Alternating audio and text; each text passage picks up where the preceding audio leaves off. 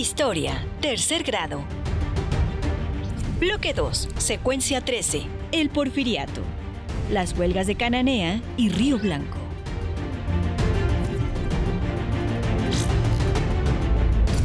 El Porfiriato es el periodo de la historia de México de 1877 a 1910, en el cual la figura política representativa fue la de Porfirio Díaz. La estructura de su gobierno se basó en un sistema de control vertical, con la figura presidencial en la cima. Díaz controlaba a los gobernadores y estos a sus congresos locales. También existía una red de control municipal. Hubo crecimiento económico para los sectores privilegiados y marginación para los trabajadores. ¿Qué movimientos obreros se generaron durante el Porfiriato y cuáles fueron las causas? La dictadura de Porfirio Díaz estuvo legitimada por su alianza con los sectores más ricos del país, una supuesta estabilidad social y su acercamiento con el clero. Se logró un crecimiento económico. Hubo inversión extranjera en empresas ferroviarias, industria minera, telégrafos y en empresas eléctricas, lo cual favoreció el aumento de la clase obrera. Pero el crecimiento económico no benefició a toda la población. Había mucha pobreza e injusticia social, por lo que surgieron levantamientos y protestas como las huelgas de Cananea y Río Blanco. La huelga de Cananea fue un movimiento de trabajadores mineros de la empresa Cananea Consolidated Copper Company, en Cananea, Sonora, en 1906. Las jornadas de trabajo en esta empresa eran largas, los salarios eran bajos y los trabajadores mexicanos, a diferencia de los estadounidenses, padecían maltrato. Cabe destacar que las ideas revolucionarias de los hermanos Flores Magón, críticos del Porfiriato, habían permeado entre los trabajadores, quienes se organizaron para exigir mejores condiciones laborales.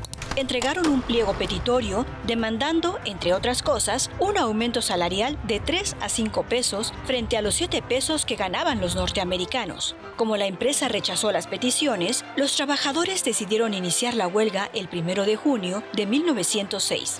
Más de 1.500 trabajadores mexicanos de la compañía se reunieron en una manifestación y, en respuesta, empleados estadounidenses les dispararon. El saldo fue de varios muertos y la quema de las instalaciones. Posteriormente, procedentes de Arizona, arribaron agentes de seguridad pública de Estados Unidos, quienes, apoyados por el ejército mexicano, sometieron a los trabajadores. Se declaró ley marcial y se encarceló a los líderes. El 5 de junio, los trabajadores regresaron a sus labores.